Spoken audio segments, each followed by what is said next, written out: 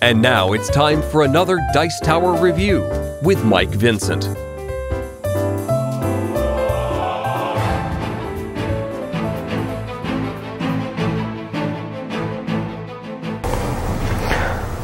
Hello, my name is Michael Vincent, and today we'll be taking a look at the Lord of the Rings, the Living Card Game by Fantasy Flight Games, and we'll be taking a look at the Tactics Sphere player cards for the core set.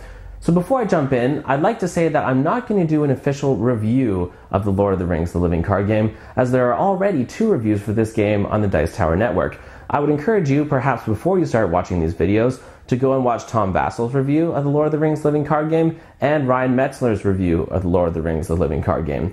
As there's already been 2 reviews, I won't jump in just to review the basic game, but what we're going to be doing is going through all of the core set cards for all 4 spheres and taking a fairly in-depth look at the heroes, the attachments, the events, and the allies for all of the different spheres. So, without further ado, let's jump in and take a look at the Tactics Heroes. So the first card we're going to take a look at for the Tactics Sphere is Legolas. Now before I start, I just want to give a quick thank you to Memoir 44 for lending me their little cardboard card stands. Very handy, so thank you, Memoir 44.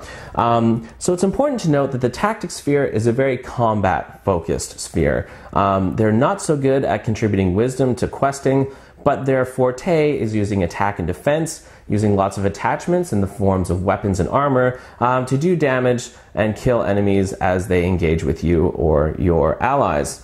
So Legolas is certainly one of the more powerful heroes, and even with tons of expansions and adventure packs later, I'm still finding that Legolas is one of my key heroes that I'll be going to if I'm going to be playing a tactics deck. Now in these videos, I am going to try and look at these cards both in the context of when they came out and in terms of how they fare after all the adventure packs and expansions have come out. So Legolas has a key ability in that he is ranged, meaning he can attack attack enemies from your allies, and it says response. After Legolas participates in an attack and destroys an enemy, place 2 progress tokens on the current quest. This is an invaluable ability and makes Legolas one of the best, in my opinion, heroes for Lord of the Rings Living Card Game. There are many cases where if you're playing a tactics deck, you might find you will be having a very difficult time trying to quest successfully enough to make progress on the current active location or on the quest you're currently in. So if you can use Legolas to kill enemies, if you can buff him up using his ranged attack to either attack enemies engaged with you or your partner, that will allow you to make some progress and get through certain active locations, even if you're not questing very much and making much progress that way. He's nice in that his starting threat is fairly low at 9. Certainly there are tactics heroes with a lot more threat than that. And he has 1 wisdom, 3 attack, and 1 defense. So he is vulnerable with his 1 defense, but fortunately has 4 hit points. And your main role for Legolas is going to be attacking. You're probably not going to be wanting to use him as a defender unless you have to, because you're going to want to have Legolas killing enemies every round if possible. So A, you'll be getting rid of enemies engaged with you or your ally. And the other nice thing is that you'll be making as much progress as possible. So in my opinion, Legolas is a star. He's certainly one of the best heroes from the Tactics Sphere, and he's still a go-to hero for me if I'm making a tactics deck or using tactics. The second tactics hero we'll be taking a look at today is Thalon. Now Thalon is a dwarf, he is a warrior, and his special ability says, while Thalon is committed to a quest, deal 1 damage to each enemy as revealed by the encounter deck. Now, in my opinion, this is a great ability, and I like using Thalon. Both I enjoyed using him when the game first came out, and I still find that I use him from time to time. There are certainly quests where enemies coming off the encounter deck only have 1 hit point, and so Thalon can be key for getting rid of these pesky enemies, sometimes like bats or crows or weak goblins, and just dispatching them so you don't have to worry about them later. He has okay stats at 1 wisdom, 2 attack, and 2 defense. He has a respectable 4 hit points, and his starting threat of 9 isn't too bad either. Now, more and more cards in the future sets seem to focus around dealing direct damage to enemies, not in terms of your normal attacking and defense, but just hitting them directly either in the staging area for damage or when they're engaged with you for damage. So Thalon can be a very good hero to use in that regard, as he will do direct damage every time he's committed to a quest. If you can somehow put some attachments on him that buff his wisdom, will also allow him to make some progress while questing, and he'll also deal with those pesky enemies, or will at least soften them up so that you can kill them later. So in my opinion, Thalon is a solid hero, and one that can be used in a variety. So the third hero we'll be taking a look at for tactics is a very familiar face in Gimli. You'll notice his starting threat is a little bit higher at 11, and he is also a dwarf, and he has the noble and warrior keywords. Now his special ability, Gimli gets +1 attack for each damage token on him. This can be very handy and makes him more versatile in that he can both be used for attacking and defending. He has very well-rounded stats at 2 questing, 2 attack, and 2 defense, and he has a very solid 5 hit points. So Gimli is a good tank-style character. He's very good for defense in that you actually want him to block and take damage so that his attack will get stronger and stronger. Now we're going to be taking a look at a set of armor later called Citadel Plate, and this is a very key attachment to get on Gimli because it'll allow him to take that much more damage and therefore deal that much more damage as well. So Gimli is someone who you want to use early on for defending, get some damage on him, and then load him up with a couple of weapons, ideally, and some Citadel Plate armor, and he can become a wrecking machine. Now, particularly in certain quests where you have strong enemies with a high defense and high hit points, Gimli can be invaluable. As time goes on as well, we'll notice more and more dwarfs will come out, and one of the major synergies to emerge in this game is for dwarves. So Gimli can make a very nice addition to any dwarf deck if you need high combat power, as he can take damage and deal damage. So in my opinion, the 3 heroes for Tactic Sphere, Legolas, Thalon, and Gimli, are all solid and worthy additions to your decks, particularly if you're going to have a combat focus. So here are the attachments for the Tactic Sphere for the core set, and we see there's 2 weapons and 1 piece of armor. So let's look first at the Citadel Plate. It has a cost of 4, which is certainly pricey. However, it can be worth the cost played on the right hero. So its text reads, attached to a hero restricted, meaning there can only be 2 such attachments on any one hero, and attached hero gets +4 hit points.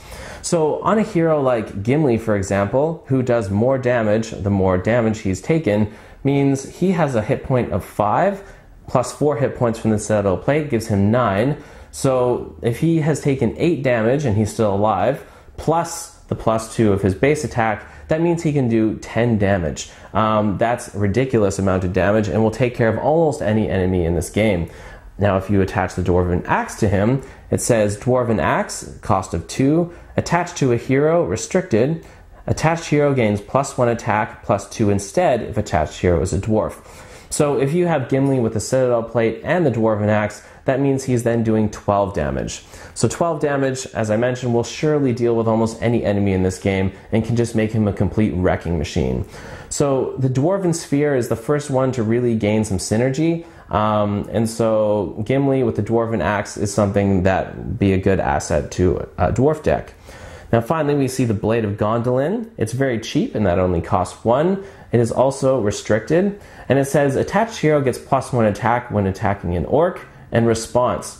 After attached hero attacks and destroys an enemy, place 1 progress token on the current quest. So this is sort of a lighter version of Legolas's ability, which allows him to make progress every time an enemy is killed. That means that the Blade of Gondolin is an excellent attachment to give to someone like Legolas, and that he will then be getting 3 progress every time he kills something. In addition, you get +1 attack when attacking an orc. So if you know you're going to be fighting a lot of orcs in the encounter quest you're doing, the Blade of Gondolin is a good choice. And if you're playing with Legolas, I always like to include a copy of the Blade of Gondolin so that if he's killing things, that means you're making 3 progress. So all 3 attachments I think are solid. Particularly the Citadel Plate and the Blade of Gondolin being especially useful. So the final attachment I want to look at is not a weapon or a sheet of armor, but it is the Horn of Gondor. Now it is unique in that it has the unique symbol, meaning you can only have 1 at a time, and it is also restricted. However, it says response. After a character leaves play, add 1 resource to attached hero's pool.